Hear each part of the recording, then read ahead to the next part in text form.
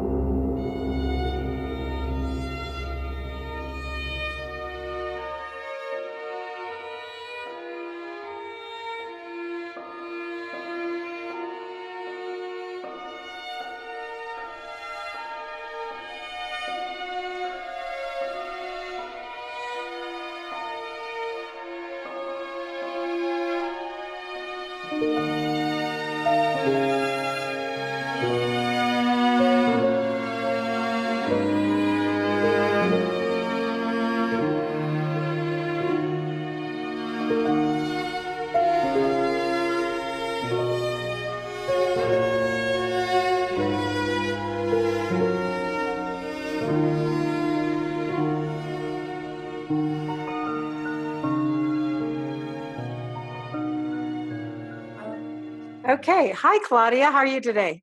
Hi, I'm all right. How are you? I'm good. Well, we were planning on recording something last week, and then we thought about doing something a few days ago. And it seems like there's a bit of a collision course of private lives, the current paradigm reality, and the emergent and clashing realities of perception that's going on in our world and our Yes, universe. definitely. Yeah. Expect the unexpected to happen. Exactly. And how are we going to navigate that? And I guess that's really what I want to talk to. I'm going through a bit of my own inner turmoil at the moment, um, Hmm. feeling through a lot of things. Probably want to talk a little bit about today what the video that went so viral, that rocks are silicone trees, is Right. into our perception, and what our takes on that. And this is where I'm coming from, anyways, Claudia, is that really what we're looking at is how our reality is created by our perception and projection of it back onto the screen of reality. That's kind of the nutshell of it. Yep. Uh, Yep. and yet, when I look at it that way, the questions that always keep emerging are, well, okay, what is it really that we are immersed in, and why, and what is the purpose of all of this? So, just for the any listeners that might be listening, if you haven't seen the video, "Rocks Are Silicon Trees," it is impactful. It has impacted a lot of people. I mean, it's gone very viral. Basic tenet of it is a man, a Russian gentleman, started looking around at the world. He presents us the whole idea that reality is a set of perceptions that we've been entrained to see life in a certain way. I can't disagree with that at all. And when he started looking through everything and looking at it, he started looking at all these mesas, these cut off mesas in the world that look like stumps of trees, and very real that they do. And he's made some analysis akin to that there were once giant forests growing on our planet. We know there were giants, we know there were dinosaurs even, and that our planet has been, I like to use these words because they mean a lot, not just mind, not just a resource for some other beings, we don't even know who they are, but for eons of time, this planet has been harvested, both its natural resources and its inhabitants. That moves something in me, Claudia. Hmm. Yeah. Yeah, I get that totally. Um, what I'm not sure about is why did this video impact so many people? It's to me it looks like it's flat Earth all over again. Hmm. Yeah, it does. And then for me, it doesn't, because that's what I've been writing about. Because when you look at flat Earth, that feels like it's very contrived, right? It feels like, I mean, I look at it and I go, okay, well, on some level, the Earth is flat. There are planes of Yeah, existence. yeah, I hear you there. It does feel contrived, and yet there are quite there are quite a few things that the flat earthers say that make perfect sense. From one perspective, right? See, that's where we go Yeah. back to perception, Yes. perspectives and perception, how we, the viewer, perceive reality is a definite influence how we project reality back into the matrix. Mm-hmm. And that's where flat earth doesn't go far enough for me, is that it doesn't talk about the hologram so much. Now, I think Santos Bonacci tried to do a whole thing, but he put it in terminology of what I think of as matrix makers, different ancient encoding systems from the Kabbalah on down. None of Mm-hmm. that, I don't, when I say that, I don't say that these things don't have truth in them. Of course they're true at one Oh, level. yeah, no doubt. I mean, everything, including flat Earth, including the silicon giant trees. Right.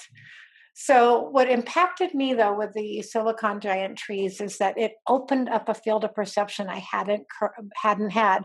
Now, flat Earth I've been looking at not in the terms that they put it out there in the videos, right? Not Mm-hmm. in the Eric Dubai and not in the Mark Sargent world. It was more in an inner perceptual data that I've been carrying around with me since the 90s, basically. Mm-hmm. Um, which is like a plane of existence, that we're on planes of existence, and those are the planes, or if you can see them as disks of information encoding from DNA, plant life, everything that expands into the hologram. So in my mind, both flat earth view, not in the physical reality that they talk about it, but a plane along with a holographic sphere of Yes, expansion exactly. works fine. I don't have, but so I'm not going to get into this argument of right or wrong. And with the silicon trees, I have no inclination whatsoever, myself, this is very personal, to go into the scientific data of it. Mm-hmm. All that happened to me was viewing that video opened up a perceptual database I did not have before in me. Interesting. Yeah. And I kind of clicked away eventually. I did watch nearly all of it, mm-hmm, but then I asked myself, what difference does it make to me? mm-hmm, And it's again, it's the same way I reacted to, or after watching a few flat Earth videos, uh-huh, I was thinking, what difference does it make to me personally whether the Earth is round or flat, is a globe, a ball, an egg, whatever? How is how is that knowledge going to impact my life? mm-hmm, And my conclusion was, it isn't. mm-hmm. It makes no difference in my own personal life, in my in my hope to grow spiritually, whether the earth is flat or not. Mm-hmm. And Yes. in the same way, it makes no difference whether mesas are, silicon tree stumps. Mm-hmm. And no, I totally understand that. I really do. And that's a very valid point of view. And it doesn't.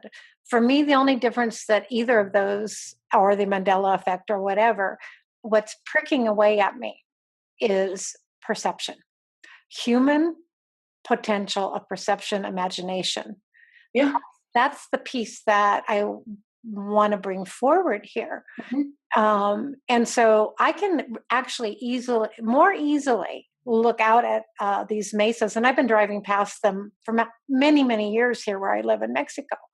And every time I look at them, I go, that's not natural. What makes something so perfectly flat at the top? And I've been, and I never even went further than that.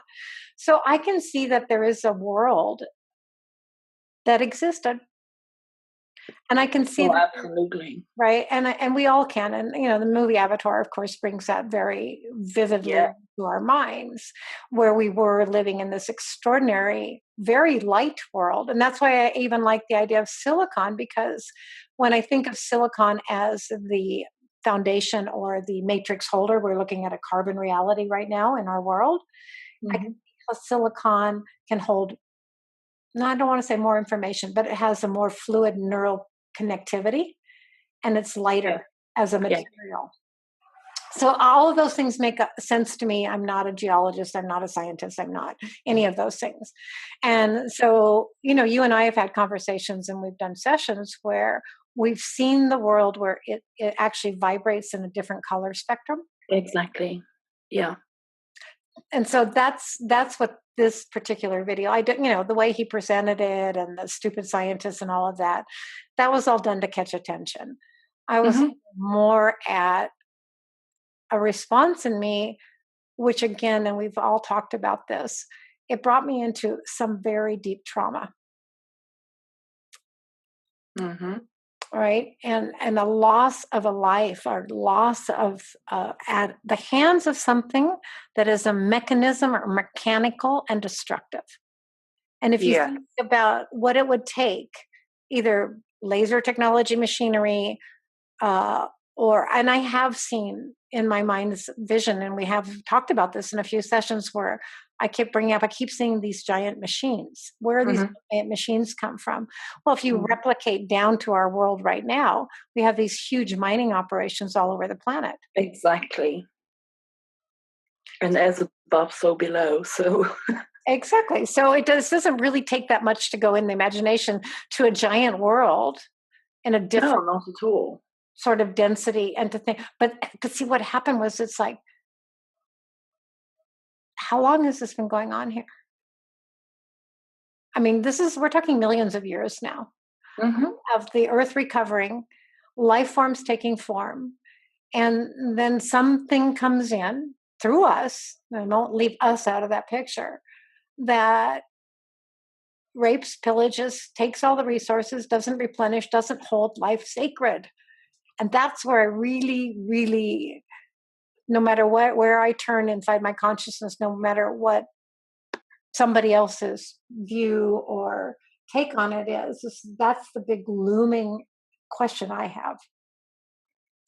Yes, especially if if we look at the current world paradigm, where pretty much everything is anti-life. Mm-hmm. Mm-hmm. I It, mean, it really, it literally begs the question: what are we heading into? Are we going to heading? Are we going to head into another complete extinction event? mm-hmm. Yeah, yeah. And actually, I don't know if you know, today a lot of the prognosticians that really work with fear are saying today was supposed to be some big event. Yeah, I came across that, and that, as with any prophecies, a lot of them don't come true, Mm-hmm. Yeah. especially when they are widely shared beforehand. Because even, if the human collective does so on a completely unconscious level, no, I don't want another disaster. No, I don't want another war. And that has quite a huge impact. Mm-hmm. It does. See, that is so key.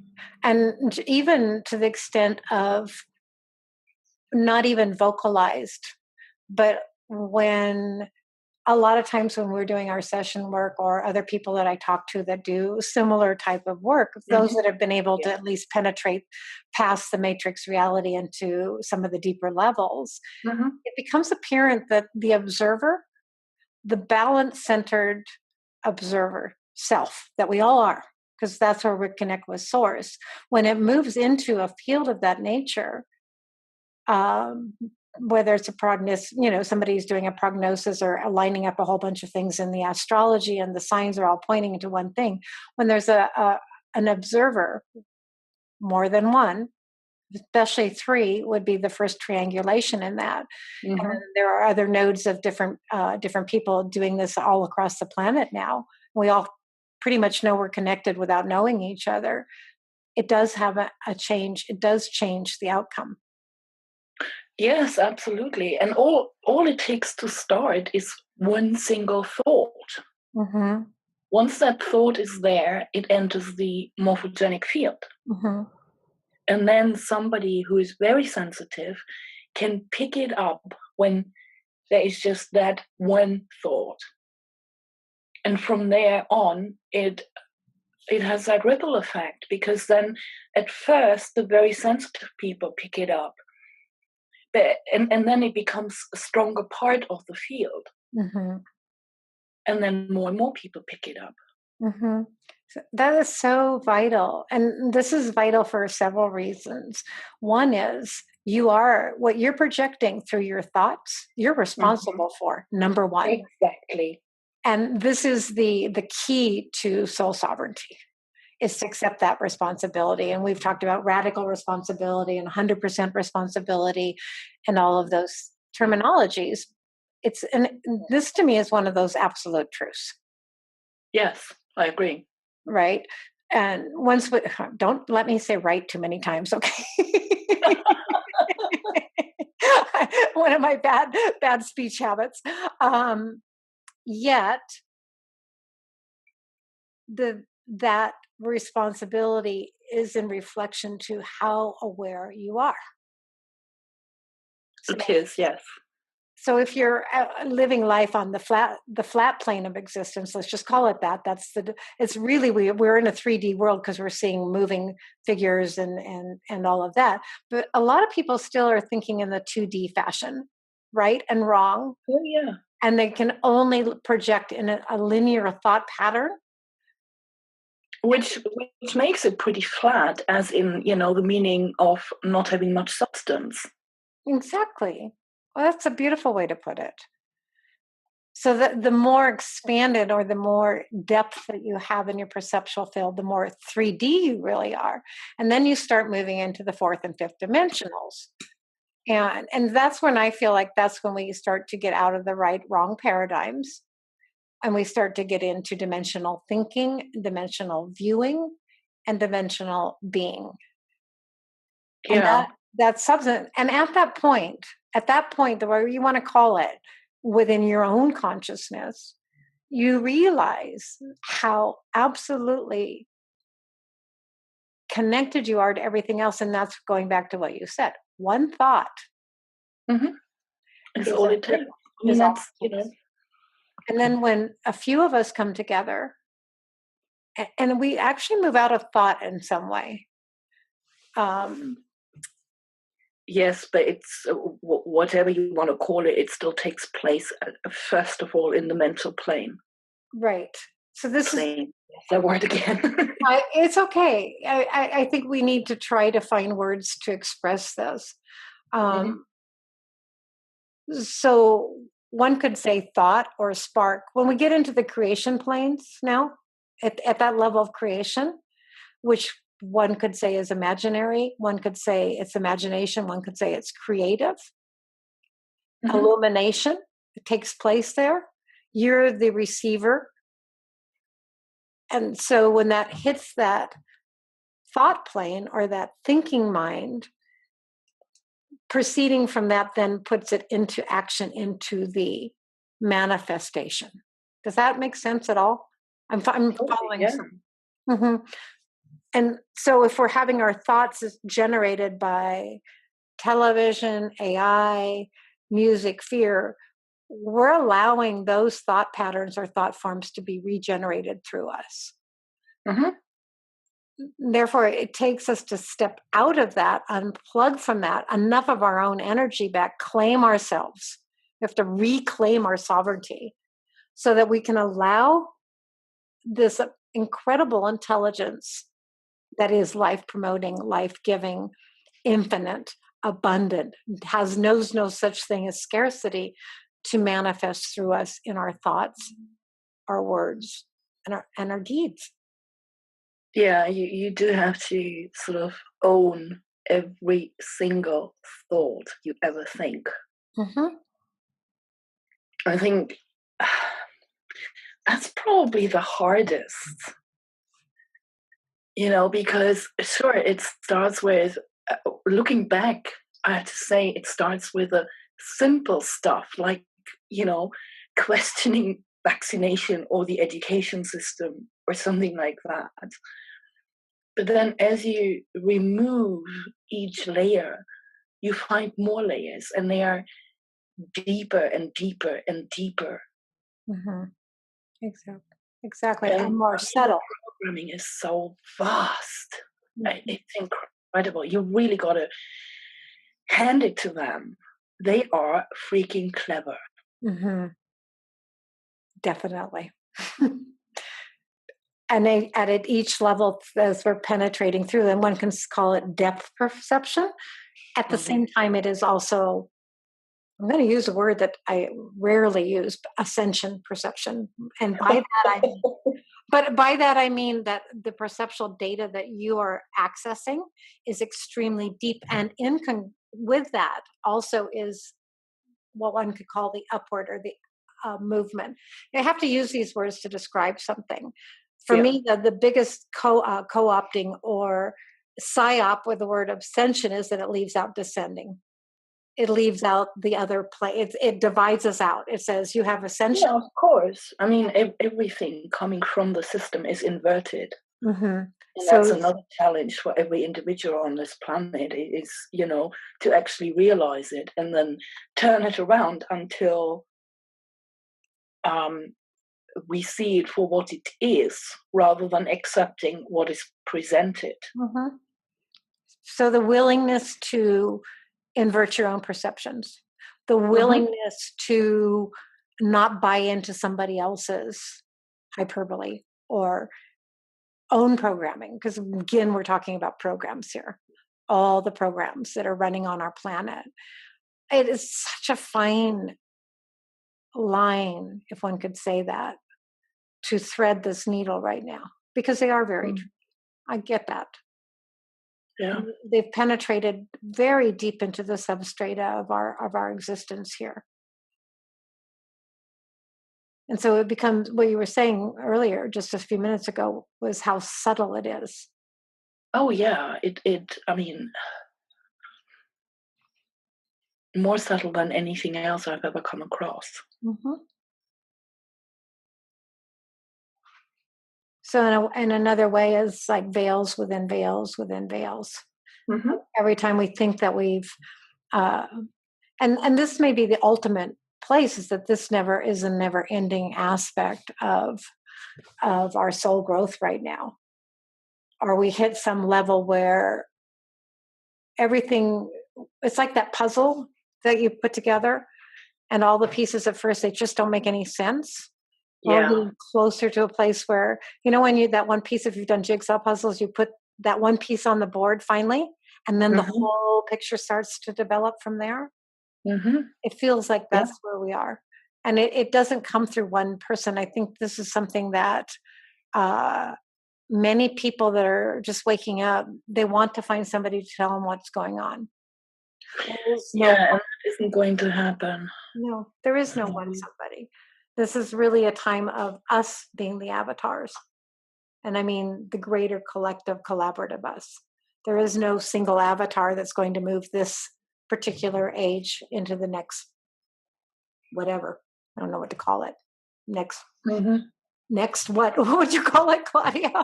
Do you have any clues in yourself right now of what you feel we're moving into or out of? Era of spiritual development. Right. So something non-experienced, something we haven't experienced before, or do we? Or something we don't yet remember. Well, both. Because if you go by the natural law of everything being in motion and everything having rhythm, it means everything goes down, up, down, up. And my suspicion is that the collective on Earth, has pretty much reached rock bottom. So, as the saying goes, the only way is up. So this is actually an interesting point, and we've talked about it before, that the death cult, those that seek destruction, whatever it is, has a finite ability to destroy. Yeah, because eventually they destroy themselves. Exactly. A parasite will die when the host dies. So at that point, there is only one direction, and that is back up. Now, as human consciousness in this day and age, in this current now moment, has access to not only the internet and the intellectual planes and the researchers who have done a fabulous job. I don't take away anything from those that have been digging, digging, digging. Mm-hmm. We also have, and this is what you and I speak about, is allowing or encouraging others to open their own inner data, because we are the final mystery here, each of us Oh, individually. absolutely. No doubt about that. So one of the things that we're so used to in the course world of events, right? The big dramas, the big stage plays that keeps going on, the things that Mm-hmm. keep us attached emotionally, is that when you can unplug from that, naturally, you start to receive other data. So this isn't like becoming a shaman. This isn't some, initiation ritual that. No, it's not. It's simply a consequence of your own spiritual growing. Mhm. And unplugging from a false, we can call it a matrix belief system. Perhaps it was necessary, but as you as consciousness unplug from it, the coarseness of it, you get into the more subtle feelings. And then I always want to say to people, trust your own instincts. They're always there. Mm-hmm. All of us have them. All of us do. And if you're really looking and you really want to understand and you really want to grow spiritually, the best place to listen is yourself. Yeah. Don't go outside. Don't go without for your answers. Mm-hmm. You can go there in order to find the right direction, but Mm-hmm. ultimately you have all knowledge within. Mm-hmm. You just have to be willing to accept it. Mm-hmm. And that's another challenge, of course, in this reality. Mm-hmm. Especially flooded with information we are right now. And Yes. I was surfing the internet, and when I'm in a very fluid state, it is like hitting on resonant notes. I'll find people or things that will Yeah, resonate, and they amplify my field. Uh, exactly. and that's where I go. And it's not even like I take all that information in verbatim as it comes from someone else, as is the case with rocks or silicon trees. I didn't take in his information like I had to go prove it or disprove it. I just Hmm. allowed it to move through me, Yeah. inform me, and where it hit me. And those are the places in me that I need to look at. Hmm. And I don't have that. I can't say that's the right thing for anybody else. No, everyone has to, figure that out, what the right Hmm. direction is for them. Hmm. And I guess I go back to, and I don't know this person that put out that video. I don't know what's going to come subsequent to it. But that's why with the flat earth, I get really tired of it because it's like hammering it into you. The same information over and over and over again. Yes, and then there, we have I've noticed, especially with the flat Earth theory, is a lot of people are very arrogant about it. Hmm. Hmm. Like, oh, if you don't know that Earth is not a globe, you're plain stupid. Exactly. Why, thank you. Right. And so what does that say? Then they're using NASA and all this. Well, they're actually discarding in a very arrogant way other beings on the planet who have a whole perceptual database that perhaps isn't really locked into NASA or schooling, Yeah.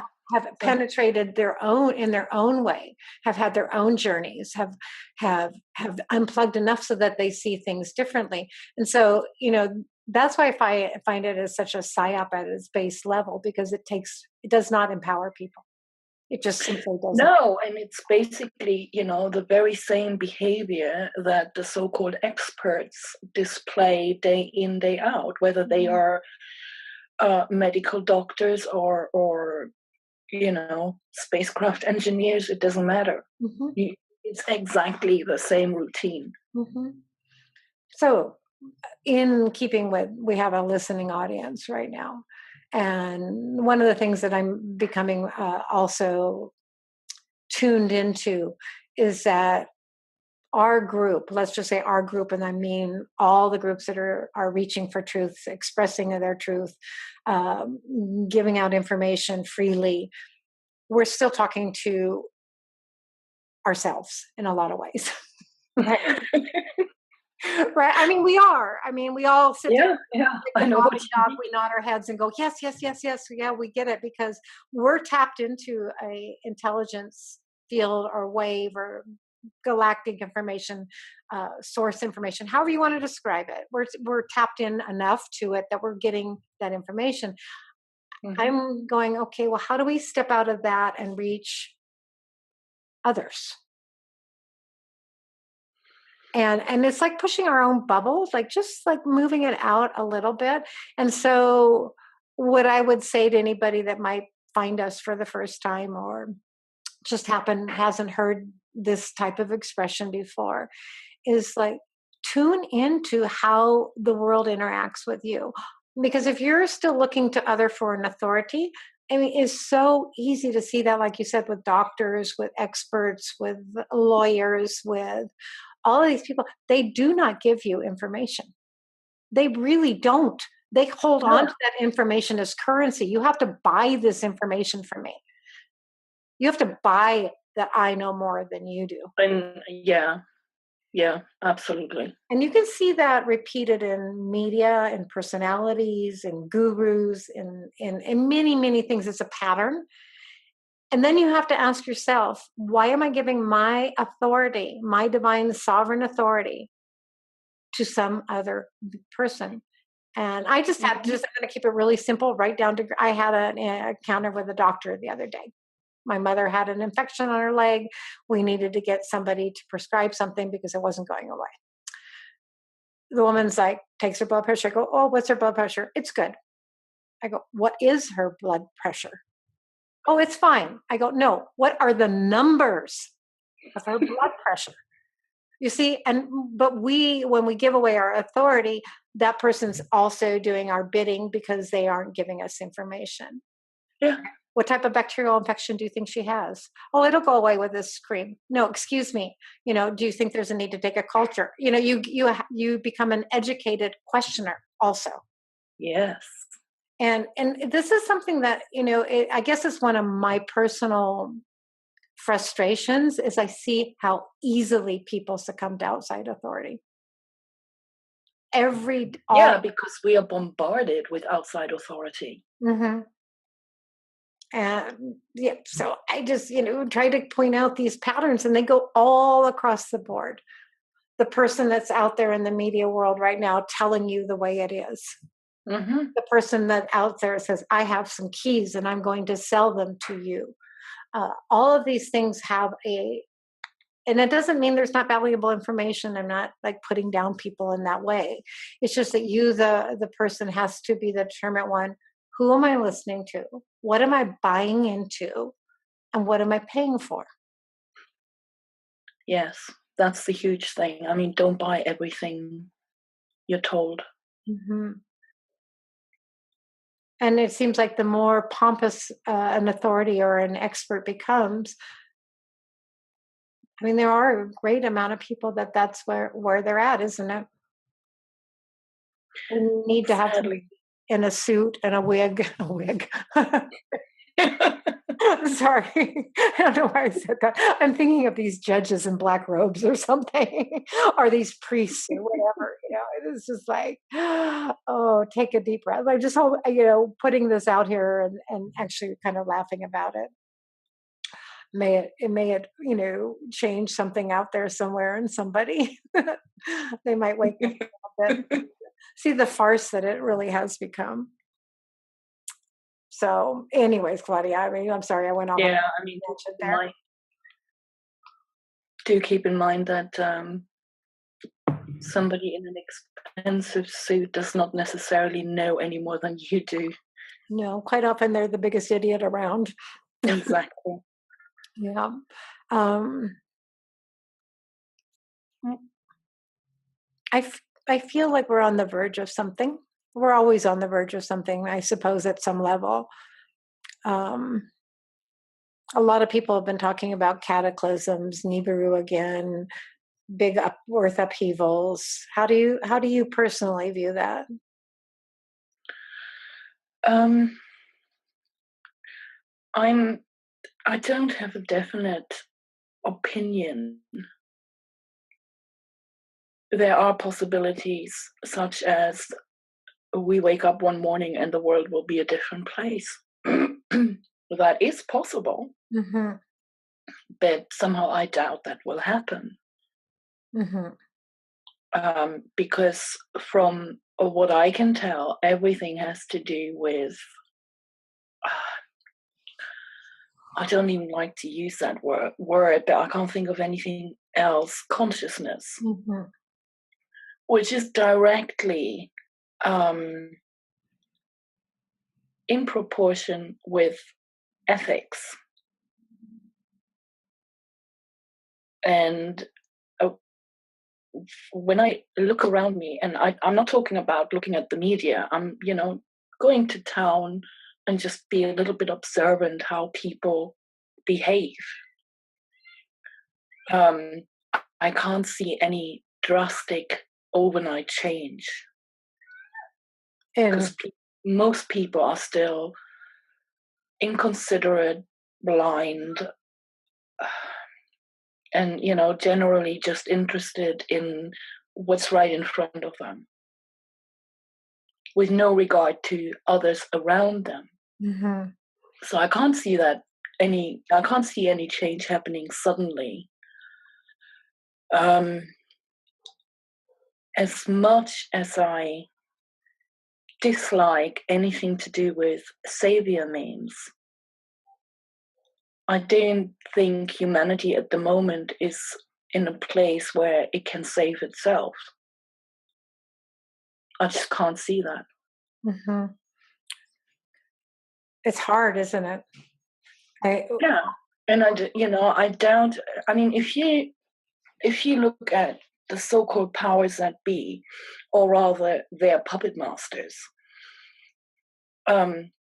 if you look at that from a different perspective, for example, say they don't want to destroy us, they simply throw us all these things into the way in order for us to grow.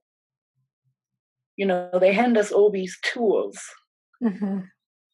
These beings must be face palming nonstop at humanity in general. Mm-hmm. And they probably have decided that it's not worth creating another 9/11 event because it's not going to change people. So why bother? Mm-hmm. Not necessary. And yet they do measure conscious awareness on let's say a smaller group.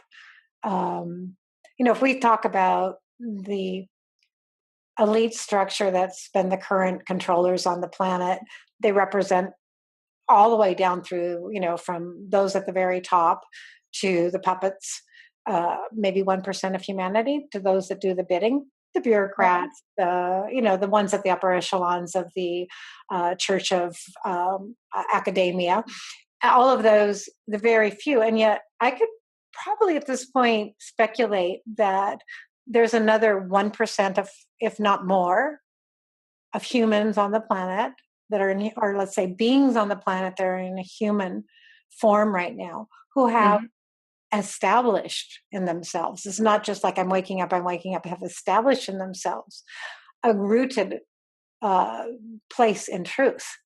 Yes. And perhaps that is where the play really is taking place.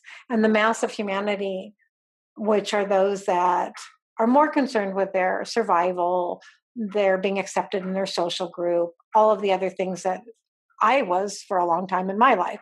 So I don't really even put that down. Those are the ones that are at play here because their consciousness, in my mind anyways, will grow to the greatest magnetic, attractive center.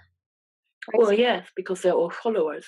Exactly. So, when you leave that out, and so what we're really playing out here in this, multidimensional game, if you want to call it that, of a chessboard of consciousness is a rising consciousness And then there's the equal response of the negative consciousness, which we've already defined as finite. Mm-hmm. So perhaps in that is the play of what could possibly change. And then we put into it the Earth Mother herself, her Yeah. consciousness, in touch with all the other planetary bodies who are also consciousness, and the sun. And all of that is I mean, this is fascinating when one starts Oh, to it is. look at it from that perspective. And that's probably the most important place that we can, I mean, we are literally formed of stardust. We are all of this. We are the cosmos ourselves. Mm-hmm. And I don't know how a mimicker or a puppet master can't really do anything with that at that level. So I don't know how it's going to play out. I mean, you know, we're like fleas on this Earth planet. Yes. We're like fleas. I mean, if she's a responsive mother, she's a loving mother, she's abundant, she responds to us in consciousness. Mm-hmm. And so, you know, it is up to us. It is up to us. Oh, absolutely. I mean, she holds no judgment. Mm-mm. No, and if this isn't going to work out, I mean, we will be shaken off, and we will go through whatever next, you know, manifestation that the Earth goes through, along with the solar system and along with the galaxy. Mm-hmm. So at that level, it isn't. I speak so often because I feel so many, Claudia, they're like walking a line right now. They're in an emergent field Mm-hmm. and helping navigate that. Yes. And that could be where the whole play comes together or falls apart. Mm-hmm. Makes sense. Mm-hmm. And this is why you and I have these talks and why we share with others. Um, I'm, you know, every week for me, every day practically, but every week, I mean, my consciousness is shifting, my perception is shifting, Mm-hmm. and this is something I find very beautiful in a lot of others. Is that Yes. we're It's not, a constant motion. mm-hmm. And so we're not stuck in, like, I may be really angry, and that's okay. I may outrage one day, and that's okay, Uh-huh. because that's what my internal compass guidance is instructing me. Mm-hmm. And I'm not doubting it, and I'm not like censoring myself, and I'm not trying to be civilly polite. uh, so I'm just one voice, but I know my voice joins your voice and it joins other voices, and Exactly. I'm not in judgment of that. The only thing that I really try to be I don't try, I am critical of. I mean, critical of means that I, as consciousness, is critical of those others that are primary leaders in the consciousness field that are drawing people away from their own inner process Mm-hmm. for their own ego development. And I'm not talking about the higher aspects of self. I'm talking about their own egoic development. Yeah.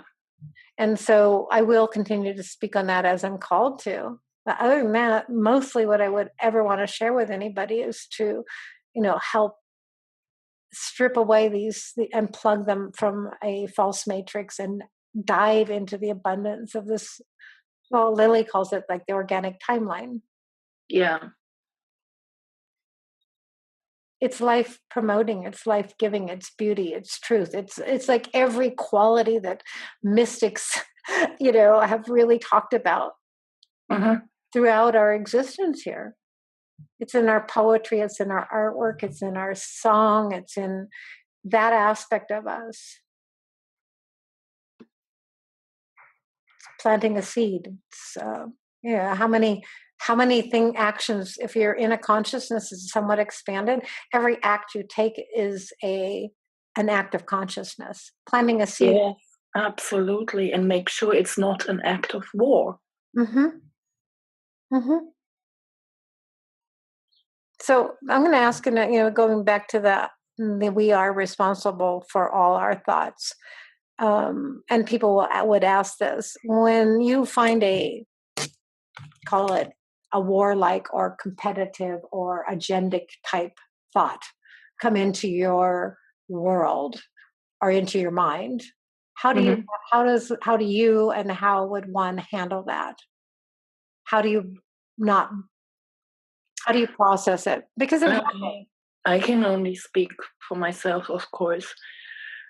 Um, at first, I check, well, when I become aware of it, and this is not all the time. I'm working on that, but it's a constant process. Mhm. But when I become aware of it, I first figure out whether this came from me or whether this thought came from an outside source. Mhm. Such as describe outside. So I would really get down to the description of it. So when it's an Well, it could be something I heard in passing, Mhm. you know, going past the pub in the evening, TV blaring, and I overhear it because I happen to be there walking by. It could be something I've read. Um, it could even be an implanted thought. Mhm. Um, AI, demonic, whatever. Mhm. Then I can, if I know it's not from me, then I can, nowadays I can straight off dismiss it. Mhm. And I'm like, oh, yeah, that's not me, forget it. Mhm. And Mhm. I do. If it's my own thought, or if I come to the conclusion that it is, and I'm pretty sure that I'll probably get it wrong half the time, but if it's my own thought, or if I think it's my own thought, then I um, I try and find the reason why that why I suddenly had that thought. Mhm. And sometimes I don't find an answer, and at other times I can trace it back to some kind of event, no matter how minor, but something that was obviously occupying my subconscious, Mhm. and then I can let it go. Mhm. So very important point there of I want to add just as and I'll say a little bit about my own process that when this becomes a natural activity, it becomes a very Mhm. fluid activity. At first, you really have to practice it. You have to Oh yeah, you have to practice awareness. You have to literally say, "Wait a minute, where is that thought coming from? Why am I having it? Uh, yeah, do I agree with it or not?" See, that's when you get to that place of awareness, when you become the observer of yourself, then you have that ability to disengage or engage, and that's where responsibility comes in. You need to be at that place. Um, and so I just wanted to say that, and yet at the very same time, it's like the really for me anyways, it became when I finally got out of, I was so immersed in electronic harassment and implanted thoughts and imagery for quite a long time in my life. mhm, And then I became very aware of it, and then it became very acute and very difficult to transit. But then I finally, something in my spiritual self said, wait a minute, I don't have to go into agreement with this. This does not have to be a part of my everyday life that I'm battling yeah, the implanted thoughts, these demonics, all of these things. And it started to change from that point forward. So now for me, foreign thoughts are pretty easy to detect. hmm. So they've gotten It more, does become easier with time, yeah, but with now practice. become more subtle. I was talking to you about that earlier. It was Yes. there's some subtle energy field around me, and I can't quite. It's not coming in pictures, images, thoughts. It's coming in an energy wave. So I realize that at saying that I'm going to be going through a new process here of understanding and comprehension. Uh, and yet, when they come from our subconscious, is probably the most tricky to navigate because they usually Definitely. grab hold of us at some pretty deep level. And that's what a lot of people call shadow work, or being able to dive into yourself, but everything has a root cause. Exactly. Hmm. And it's, I find nothing more liberating than knowing my dark side, Mm-hmm. because the better I know myself, the more powerful I am. Exactly. And it's not about power over anyone. It's only power over yourself, over your own actions. Mm-hmm. And that is where the true power lies. Mm-hmm. Not where we've talked about this too, of not overloading any conversation with so much information. Perhaps just staying with this thought right now, Claudia, is a good place to end this particular conversation, and yet Yes. underlining it and really bringing home right now to ourselves that, one of the reasons and the biggest play that these dark, controlling, manipulative, you call them archons, call it the Borg mentality, whatever you want to call it, the reason it's gotten into us is made us afraid of our own shadow. Mm-hmm.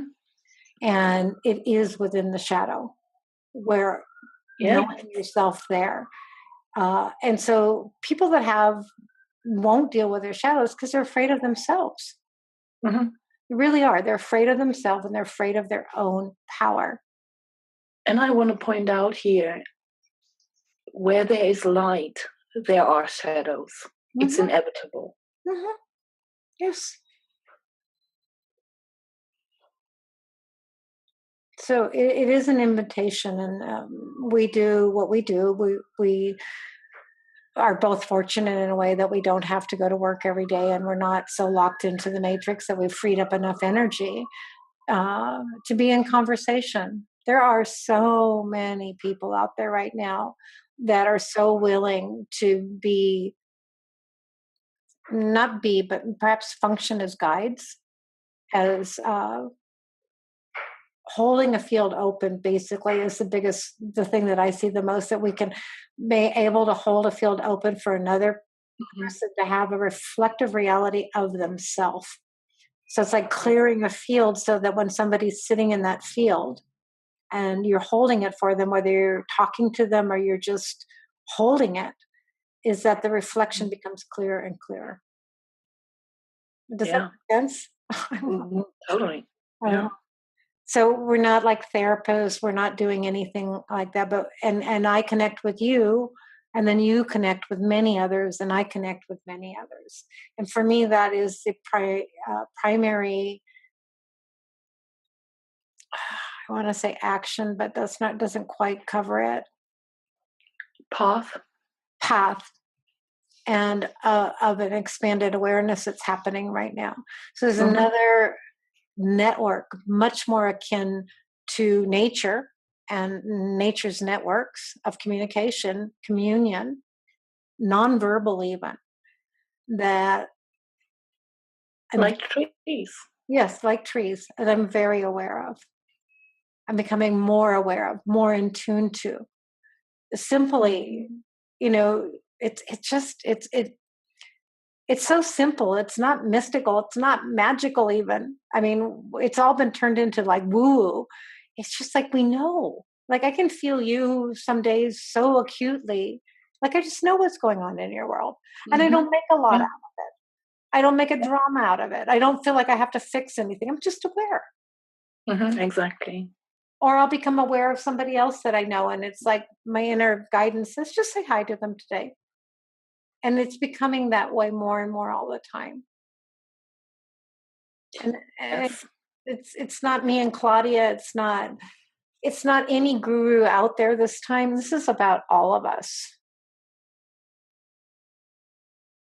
And even as I'm talking right now, I'm just feeling I'm being flooded, really. So the usually thing like that is like, okay, that's enough, girl. Enjoy a little laughter with your friend here, and we can pop a cork and have a glass of wine. Thank you, Claudia.